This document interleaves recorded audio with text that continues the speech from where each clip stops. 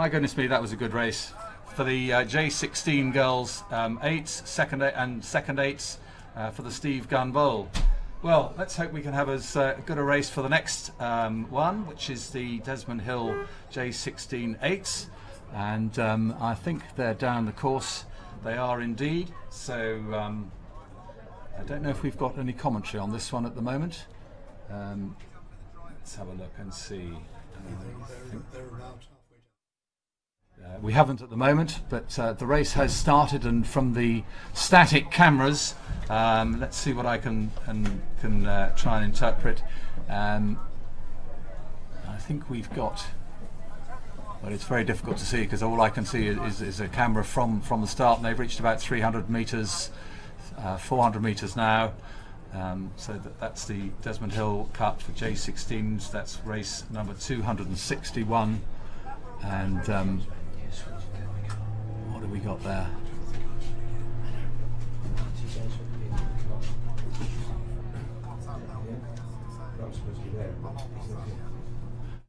I think out on the it looks as though Wimbledon High School and Headington. So there we are, the splits at the 500. We can see that Henley are in the lead. Headington are second at 500. In third place, that will be Surbiton High School A crew. Marlow are in fourth place. Fifth place is Wimbledon High School, and sixth place is Great Marlow School. So at 500 metres, we've got Henley in the lead, and we can now give you some commentary from the car, and I'll hope we can get over to them.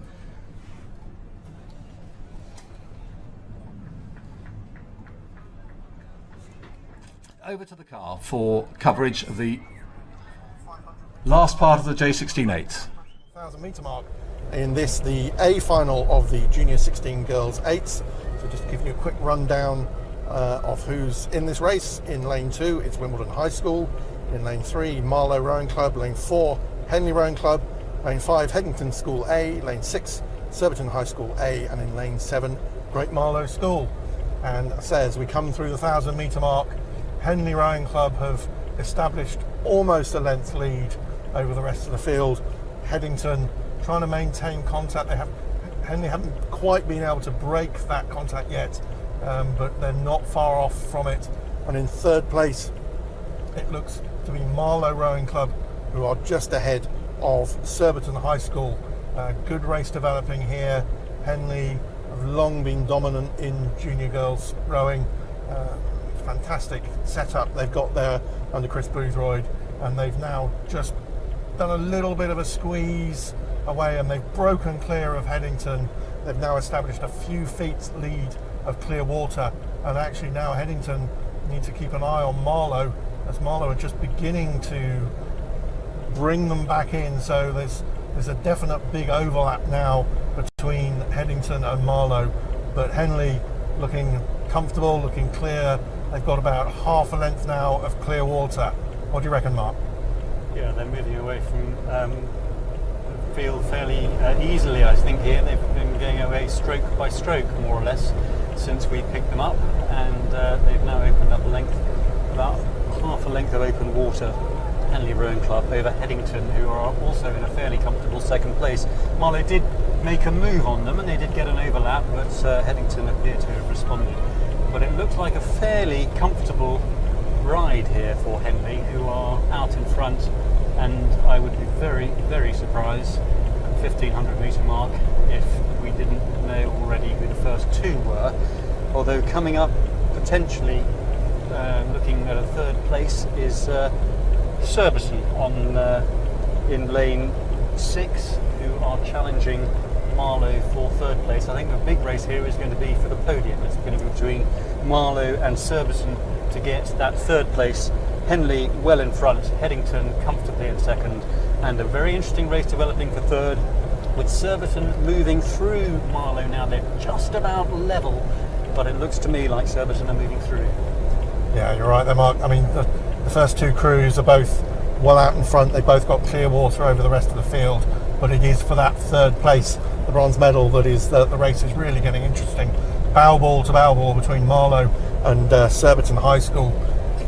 At each point, at each buoy marker, it looks as though it's a different crew that are in the lead. But at the moment, I would say it is possibly just Marlow by a couple of feet, probably no more than that for that third place. But out in front, looking at the rest of the field, is Henley. They've now opened up about almost 3/4 of a length of clear water over Headington School of Oxford, who in turn have about 1/4 of a length of clear water over this great battle between Marlow and Surbiton High School. Yeah, Lauren Russell, the Surbiton Cox, is looking to her left, looking across, urging her crew on. They are neck and neck in third and fourth place between Surbiton and Marlow. That's where the real race is. Henley are going to take this, but the race is for third place as they come into the final few metres. Surbiton are going to come through it. Imperiously, as they have been all the way. Henley win by some 2 lengths from Headington, and Surbiton have got it. I think Surbiton have come through Marlow to snatch third place. That was a cracking race for third, but Henley were out in front all the way, not really troubled by Headington, but the third place, Surbiton High School, just got ahead of Marlow. Cracking race. That was the J16 girls 8s, and Henley stamped their authority from the off. That was quite impressive stuff.